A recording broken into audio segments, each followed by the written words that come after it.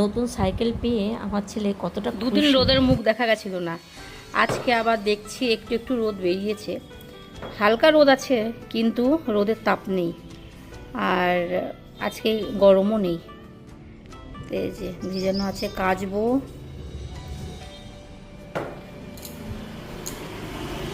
রান্না করে তারপর কেচে স্নান করে পুজো দিয়ে দেবো। আর কি, আর এখানে হচ্ছে যে ভাত বসিয়ে দিয়েছি। আমি তো পুজো না যে খাবো না, ডিম চালাবো আগে চালবে, সুইচ দিলাম, কথা বলে নি। চিকেন রান্না হবে। এই যে চিকেন ধুয়ে নুন হলুদ লঙ্কার গুঁড়ো আর একটু জিরে গুঁড়ো দিয়ে মাখিয়ে রেখে দিয়েছি। অনেকে টক দই দেয়, আমি দিই না, টক দই দিলে গলে যায় বলে আমি দিই না। এর মধ্যে একটু লেবুর রস দিয়ে দিব ব্যাস। আর মাংসের মধ্যে তো আমি আলু দিই, তো এখানে আলু নিয়ে নিয়েছি, ওই যে পেঁয়াজ কুচোনো, আর এই হচ্ছে মশলা, আদা জিরে কাঁচা লঙ্কা আর রসুন। তো আমি কাঁচা লঙ্কা দিয়ে রান্না করি, কাঁচা লঙ্কা বেশি টেস্ট হয়। তো যখন কষায় তখন একটু কাশ্মীরি লঙ্কার গুঁড়ো দিয়ে লাল করে নিই, আর টমেটো বাটাও দিয়ে দিই ব্যাস। ও এর মধ্যে একটা ছোট টমেটোও দেওয়া আছে। তো চলো, কড়াই গরম হয়ে গেছে, আমি এখন আলুগুলো প্রথমে ভেজে নেব। আর করব হচ্ছে শাক, লাল শাক। তো শাকটা ধোয়া হয়নি, তো চিকেনটা বসিয়ে তারপরে শাকটা ধুয়ে নেব। এখন কাজ বলতে আমার শুধু রান্নাটাই হচ্ছে কাজ, আর কি আর কাজ দেখাবো।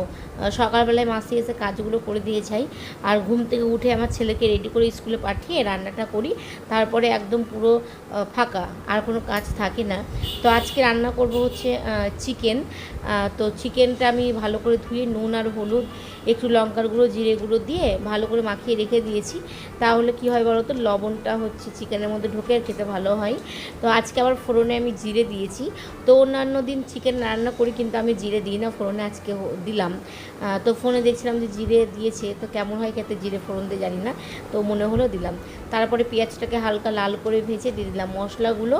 আর আমি তো জানোই প্রতিটা রান্নাতে কাঁচা লঙ্কা বাটা দিয়েই করি। কাঁচা লঙ্কা বাটাতে দেখবে একটা টেস্ট হয় ভালো, আর গলা বুকটা জ্বলে না।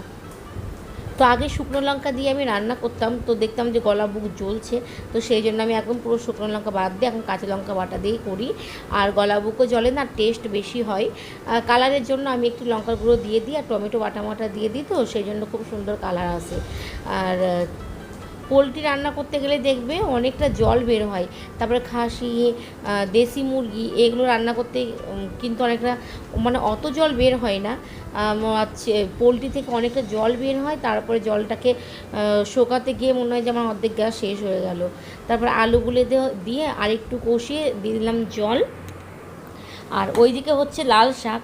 তো আমার বর তো কোনো শাক সবজি চেনে না, যখনই বলি যে একটু শাক সবজি নিয়ে আসবে, ও চিকেন আনলেই কিন্তু লাল শাকটাই আনে, আর কোনো শাক আনে না।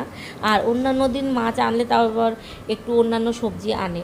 আর ও ধরেই নিয়েছে যে চিকেন মানে মাংস হলেই লাল শাক খেতে হবে। তো এটা আমি বিয়ের মানে জবে থেকে হয়ে এসেছি, ওই তবে থেকে আমি দেখেই আসছি চিকেন লাল শাক, চিকেন লাল শাক। তারপর যদি বলি যে অন্যান্য কিছু একটা সবজি মবজি করি, বলবে এই মাছ চিকেনের সাথে ওইগুলো খাই নাকি। তো যাই হোক, আর করি না। আর রান্না টান্না করে তারপরে হচ্ছে দেখলাম যে সাইকেলটা চলে এসছে। কালকে আমরা সাইকেল কিনতে গেছিলাম ছেলের জন্য, তো সেটা আমি মিনি ব্লগের মাধ্যমে আপলোড করেছি। বহরমপুরে সাইকেলটা দেখে এসেছিলাম, তো সেটা বলেছিল যে কালকে আমরা পাঠিয়ে দেবো। আমরা টোটো ভাড়াটা দিয়ে দিয়েছিলাম, তো টোটোতে করে দিয়ে গেল। এখন আমার স্নান হয়নি, তো দেখো রান্নাঘরটা পরিষ্কার করে মুছে নিলাম। এখন স্নান করে তারপরে পুজোটা দিয়ে দেবো। সাইকেল পেয়ে গেছে, এখন সাইকেল চালাতে যাবে, তাই না?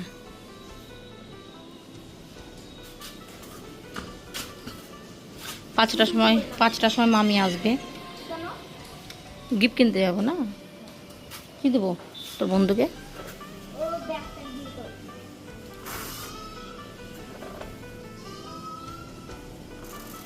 আইব্রোটা করতে যাবো। চলো, হিরো তো মেরা হিরো হে।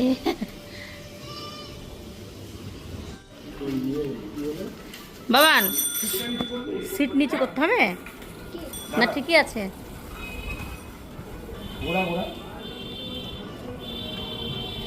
সিটটা একটু নিচু করতে হবে না? হ্যাঁ হ্যাঁ নিচু করতে হবে।